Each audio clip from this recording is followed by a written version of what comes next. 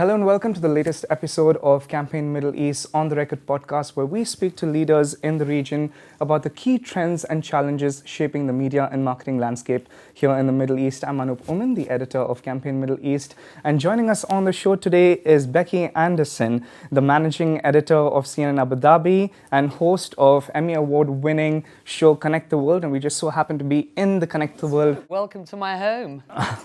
What does it feel like to be on the receiving end of questions? I'm not sure. Let's see how this goes. Wonderful. And joining us as well is Alireza Hajihosseini, Deputy Bureau Chief, CNN Abu Dhabi, and Director of CNN Academy. Thank you, Becky and Alireza, for joining us on the show today. Having you. More than welcome. It's great to have you here. And now that I have you here, so to speak, on the hot seat, it's time to pick your brains. There are no easy questions on this one, so I'll dive straight into it.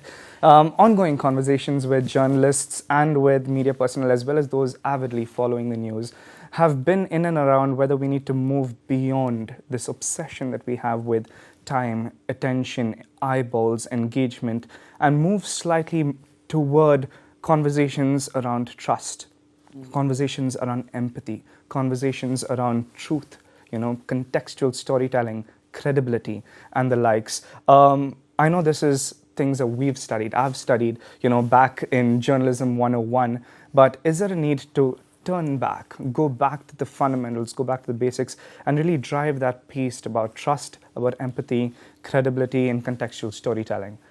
Yeah, well, I mean, I absolutely. I'm quite terrified by the amount of content there is out there on both digital and social, particularly in an era of AI, when I think we're seeing an increasing amount of slop out there. I'm not telling anybody watching this anything new about the amount of content out there, but it worries me about just how much truth and trust there is in storytelling. Look, I often say all journalists should be good storytellers, but not all storytellers are good journalists. There's a generation out there who have new technology and they can produce and publish content. Oftentimes they'll call themselves storytellers. But I do think that we need to get back to the basic sort of toolkit.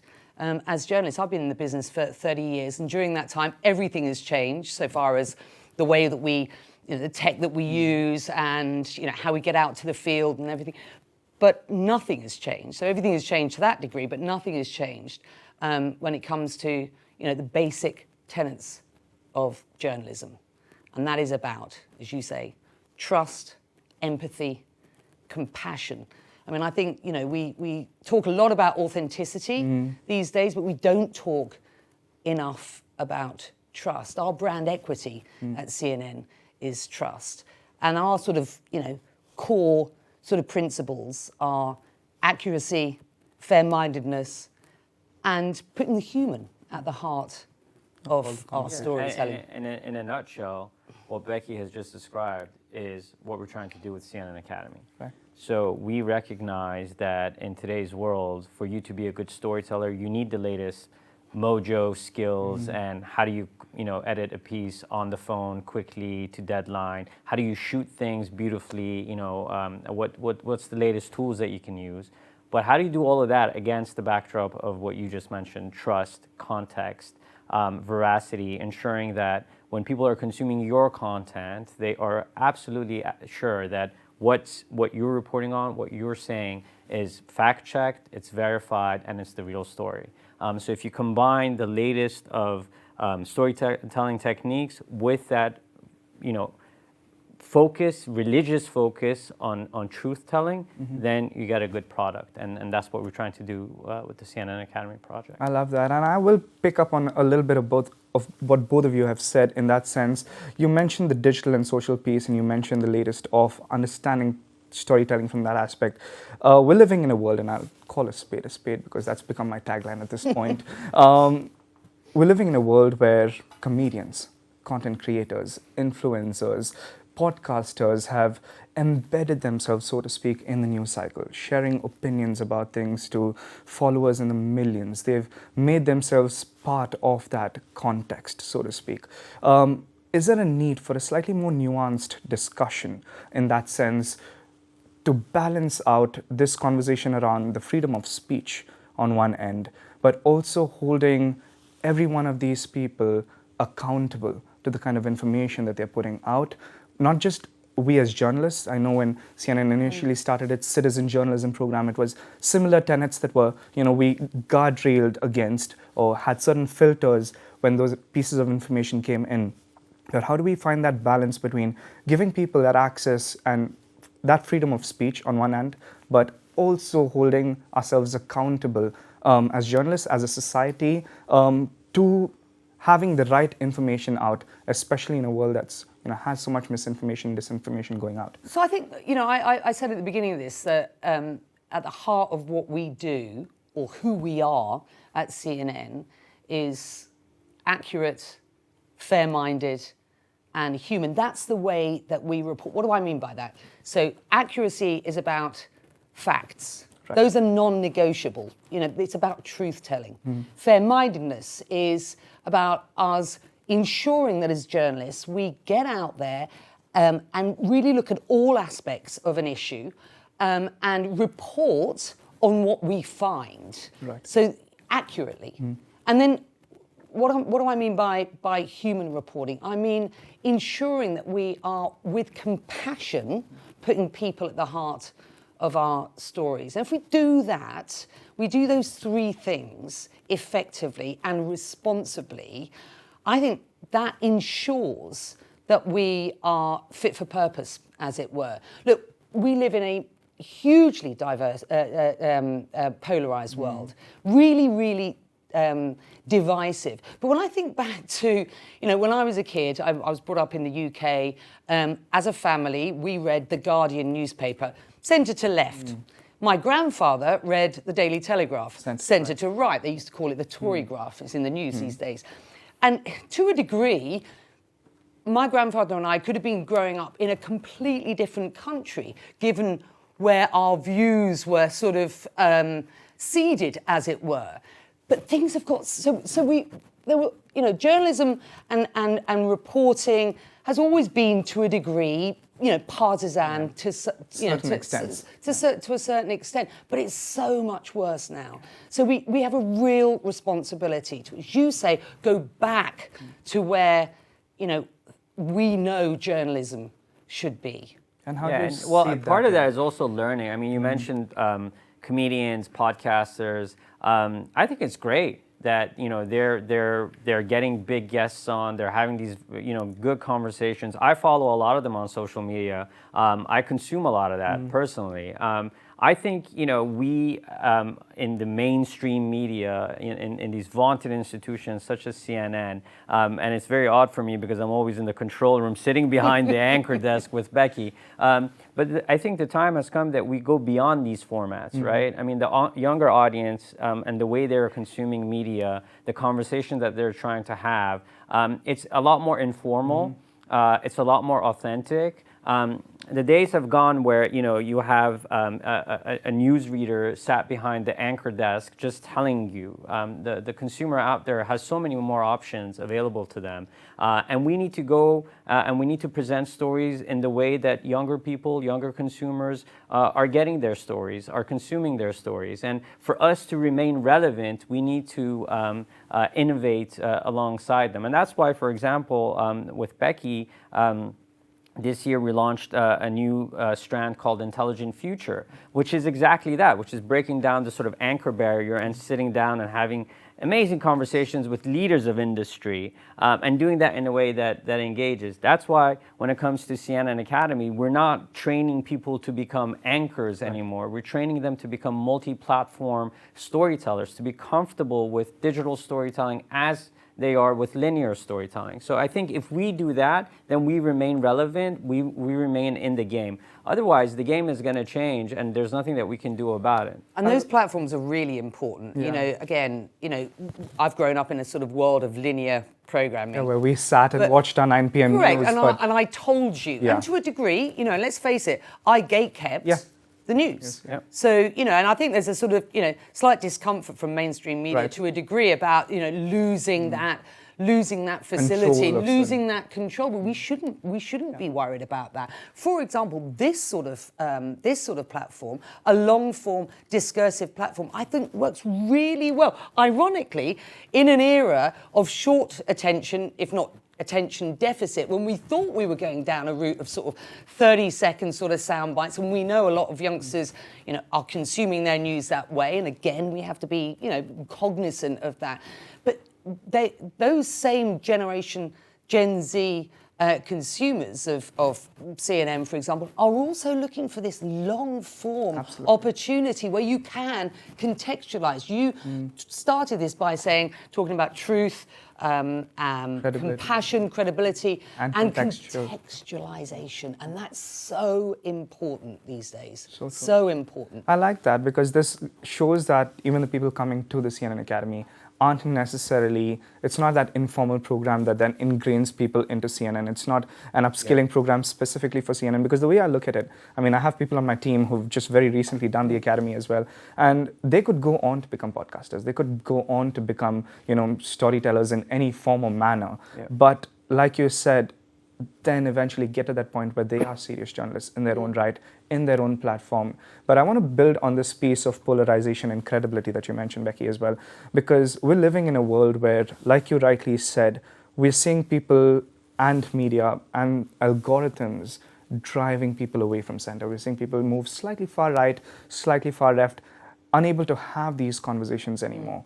And in CNN Academy and in life, this is, I think, a question to both journalists and people watching out there, as well as general audiences.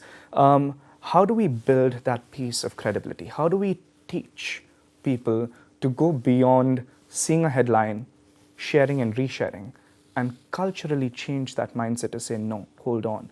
Can we see a headline? Can we see a piece of content, irrespective of what platform it comes from? Search and research every aspect and angle of approach on that, to then differentiate between what is credible journalism, what is not credible journalism, what is credible information, if I might say so, against non-credible information. How do we get that piece out there? Well, again, I mean, that's why we're so passionate about media literacy. And Academy for us is a passion project. And we do believe that if you have a media literate society, then a lot of these things you can mitigate against. If you have young people growing up recognizing how easy it is to create, thanks to AI, content that is not factual, how easy it is to take an interview and spin it with clickbaity headlines or with framing that is sensationalized, then they become better consumers of media. The other point that we are very keen on is to ensure that people have a healthy, diverse media diet. Don't just watch CNN. Don't just read mainstream media. Have a diverse diet, but recognize that all of the stories that you are consuming out there together probably will tell the full picture. That's beautiful. And it's interesting because I think simulation is a really good opportunity to provide our students with that sort of deep dive into how you really do tell good from bad, truth from fake news. I mean, the simulation is at the back end of the Academy, the CNN Academy Abu Dhabi course, and we bring in other students, and we can talk a little bit more about just who we've had through this. But this is an immersive, sort of real-world scenario designed with social media and all the rest, AI-generated information, to really give our journalists a deep dive into sharpening their sort of skill set. When I talk about skill set, not just the stuff that they've learned on the CNN Hub, but really understanding what they should be looking for. Where are the red flags?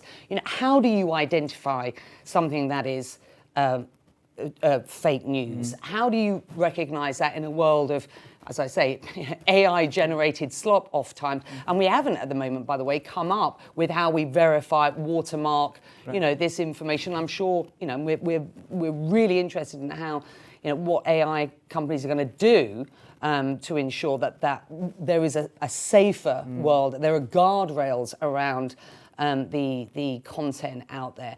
But simulation is absolutely at the heart of honing those skills. When we started thinking about the simulation, the thought process was we need to create an opportunity for our students to apply the skills that we've given them in a safe-to-fail environment. That was the whole genesis. We teamed up with Professor Rex Bryan at McGill University, who has been running simulations for years, to do that. And then over the past couple of years, what we realized is that not only does it allow us to test their hard skills of journalism, but also really challenge their soft skills, because we had just last week 150 students from all around the world, including the Abu Dhabi cohort, here in Abu Dhabi, the Creative Media Authority, our partners, laying out this week-long experience, including going out to the Kezad backlot, where they get to really experience a breaking news, hands-on situation. But not only does it allow us to do that, but it also now allows us to create through our own closed-off social media all these things that we've been talking about. Disinformation, misinformation, AI slop. Creating really loud distractions, and challenging the students to not fall for the squirrel effect, the movie Up, squirrel, and just getting them to focus on the story. Because if they want to succeed in today's media environment, they need to have the ability to discount the noise, forget about all the distractions, focus on the story, and tell it in a way that engages with people. And let me tell you, those students, we had 150 students through just recently to CNN Academy simulation, and it's tough. It is a safe-to-fail environment. This is a scenario at the end of the day, but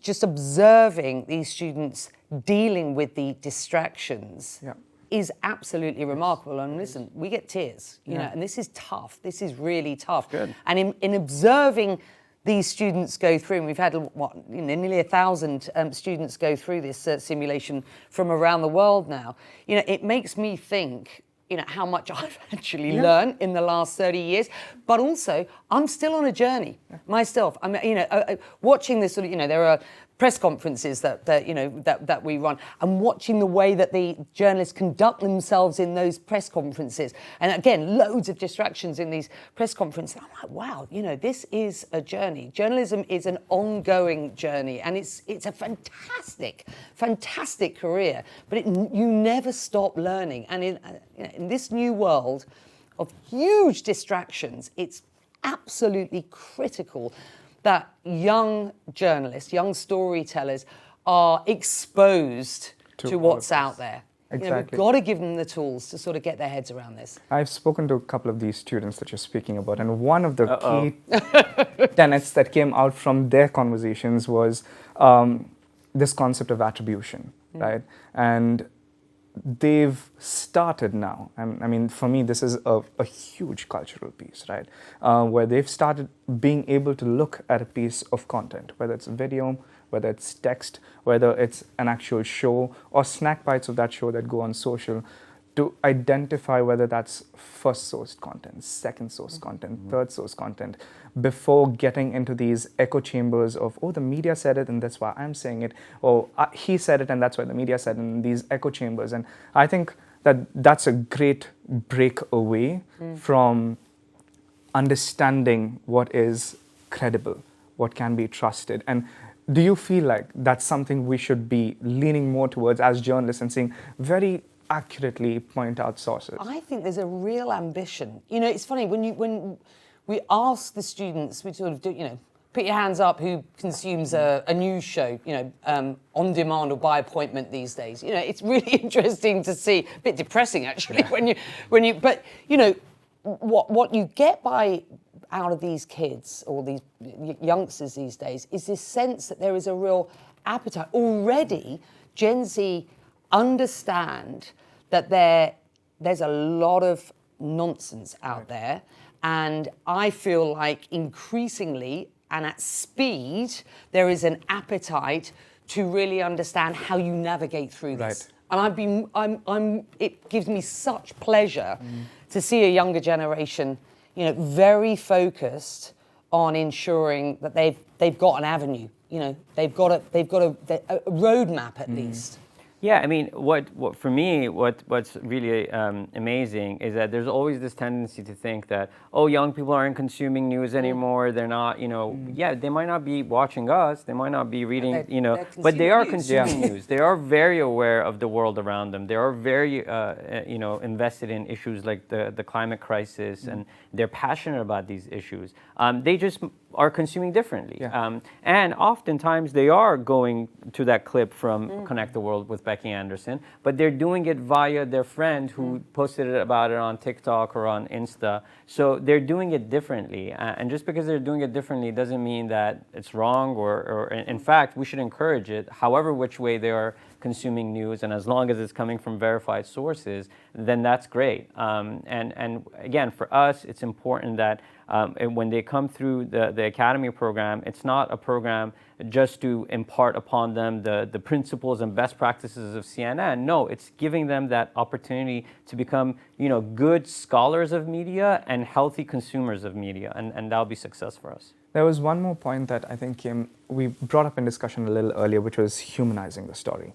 And I really want to touch upon that, because I know as media, if I have to go back to the fundamentals like we're speaking, it's what is our job? Our job is to inform, to educate, to inspire, to be watchdogs of society, so to speak. But, like you said, there was a day and age where it was one way, where there was, if I might say so, a bit of condescension in the way that, the news was communicated or disseminated.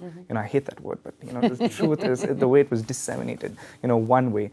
Now there's a little more of a feedback loop. There's social listening, there's understanding of how consumers, react.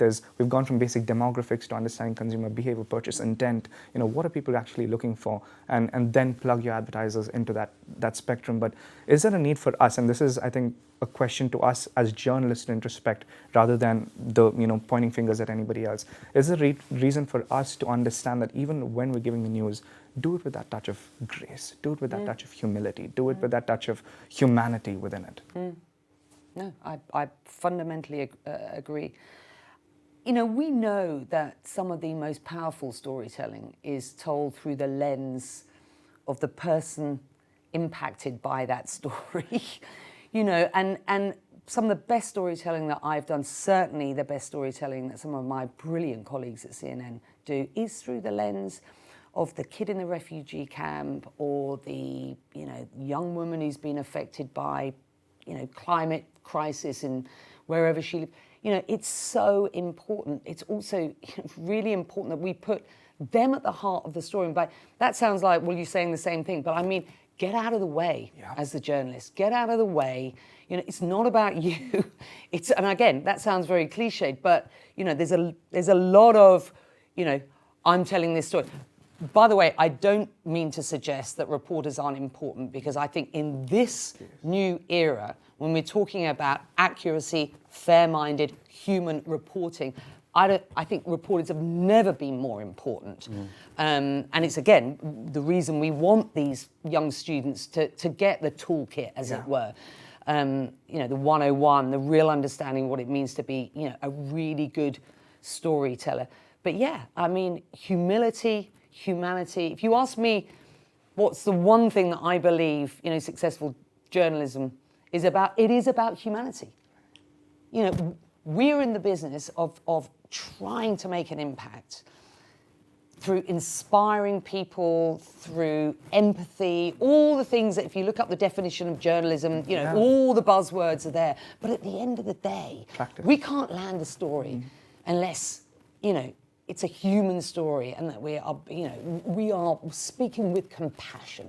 And I think a lot of people forget that. How do you get that piece Well, across? Like, how do you get that to a generation? It's funny you asked that, but on Saturday, when we announced the winner of the 2025 CNN Academy Simulation, the piece that won began and ended by focusing on a character of a pregnant woman in this sort of, fictional setting, played beautifully by our partners from Johns Hopkins University in Washington, who were over for the simulation program. And the team that won, of course, we had been telling them this all along. We told all our students all along. But they framed the story of what was going on in this fictional country through the prism of this pregnant woman. Wow. And that is journalism 101. Those are fundamentals of storytelling. Find your human character that allows you to pull the viewer in, give them the information, hopefully no more than 3 facts, right, in a 3-minute piece, and then end, beginning, middle, and end. And that came natural to them, and they did it, and that's why they won the simulation program. Unfortunately for you, you cannot watch that because that's it's within the fictional setting. But at least we have a preview of it. Yeah, So that's maybe if you ask nicely, we might be able to show you a preview. But it shows that even though a lot of things have changed, as Becky always says, the fundamentals of storytelling haven't changed, and those haven't changed for hundreds of years. And we as humans, we're storytelling animals. Yeah. And no matter what happens with the AI revolution and this and that, we will remain storytelling animals. And that's the one thing important that's really stuck out to me in launching Academy, and of course we seeded Academy, CNN Academy, here in Abu Dhabi. The legacy was one of Ted Turner's, and we always talk about that. And I know that you're actually on the original fellowship, right? But we seeded the idea here, and it's one of the reasons that I came to this region, having travelled in and out. One of the reasons I decided to come and live and work in this region was this is a culture of storytellers. Every youngster that we have on the CNN Academy journey with us, every Emirati we have, it's embedded in them. And there's a lot of humanity and compassion when you talk to these youngsters who've been sort of wetted at the knee of mum and dad and granddad and granny. They just stories can be fictional. We all grow up on stories, particularly in this region, but it's about how we ensure that they are doing, how they are telling those stories with, as we say, accuracy, compassion, truth. This is just massively important. We should talk about Ted Turner, because Ted Turner, Academy, of course, is inspired by the founder of CNN, I mean, Ted Turner. It's Ted's legacy upon which we've built Academy. What we've done is, he had, as you were an affiliate of CNN's back in the day, but he always had this passion of ensuring that what we do best, we help all our sort of, affiliate partners and other journalists, come up with us and everyone to share in the best practices. The brand is growing equally around the world. I mean, at this point, one of the things I was taught, just to build on that point, is when I worked at CNN IBN for those 4.5 years, nobody knows that a journalist who was, I was 21, 22, turning 21 at the time, nobody knows that a journalist who is 20, 21 has made a mistake on a voiceover or on a script or on a shot that's come, and for them, CNN has made a mistake. Right? And so each of us were inculcated, very similar to what you're saying about Ted Turner. You represent a brand. You represent an ethos. You represent something going out there, right? And I feel that that's something that I wish that spreads across, whether you work with CNN or not. I want every journalist out there, hold yourself to that standard, to that modicum of, of respect, of how you carry yourself in the conversations that you have, in the way you tell stories, not from your viewpoint, but I like these concept of these meta glasses. If I feel like if each of us could take our meta glasses, give it to somebody else, and say, please narrate the story. And that's for me what real journalism is about. That's the legacy. I'm cognizant of time, and I know you've got a show right after this, so I'm going to wrap up with a shout out to my dad and mom. God bless your souls. One of the pieces of advice that they gave me growing up, and my dad was a doctor, my mom was a doctor, my sister is a doctor as well, and I happened to become a journalist. And one of the things that they said as a piece of advice is, don't do this for the fame because it's fleeting. Don't do this for the money because there's none, or there's some, but money comes and goes. Find your purpose. Do it for a reason. Understand why you're doing it, and keep that North Star clear. That was my piece of advice that I got from my betters, and that's kept me going. What's your piece of advice individually? You don't have to answer, just take a second or two. What's your piece of advice to all the young journalists, to people entering this field? What would you share with them before we close? My dad was a lawyer, mum was a teacher, and mum's very much my sort of moral compass. Mum taught special needs for many years, 50 or nearly 60 years. She was taught us that it was just important to ensure that everybody felt included. She had an enormous amount of impact on the kids and adults, in fact, that she taught in her adult literacy classes. We talk a lot about media literacy. It's really important to me that people understand what's going on around them, and that people are literate about the world. And so I've ridden a bit of luck, taken my opportunities along the way. But for me, it is ultimately about impact. It's about ensuring that, that I feel as if I am making a difference. I hope I'm making a difference. The other thing that what's really important to me is that we came here to the Middle East to report on the region, from the region. Most of our staff are from this region. And if I've got one legacy, it is that I can move out of the way eventually and allow young storytellers, young journalists, who I hope will become great storytellers, to tell their own stories. Beautiful. That's really important. Thank you. Yeah, I mean, I don't know how I'm going to top that. But so my parents always had CNN on at home. So I often joke that I learned my ABCs from CNN and not from Sesame Street. But I do remember this is CNN, and that is something that would be on at all times. And for me, my advice is just find something that you're really passionate about. For me, global affairs, news, what's happening around the world was always a passion. And that's why I would watch CNN when I was a kid, and now I work for CNN. So, just find what you're extremely passionate about. There's so much noise out there. There's so many different distractions. But if you're passionate about something, and you're dedicated to it, the doors will open and the opportunity will come. And and this is hopefully what we're doing with Academy, is also democratizing that access of opportunity to people all around the world who are now engaging with this brand, founded by Ted Turner nearly 50 years ago, but going strong, innovating, evolving, and remaining a relevant piece of the conversation. Wonderful. And isn't that the perfect way to end this discussion? Thank you for joining us on the show. Thank you, Becky and Alireza, once again. You are more than welcome. Thanks for it's making been the lovely journey. having you in the studio. Yeah. You want to take my seat? Great. Do the show? Oh, no, I'm good for now. Eventually, someday. But that's a wrap on this episode. Stay tuned for more such conversation with leaders in the industry. That's all for now. And until next time, goodbye.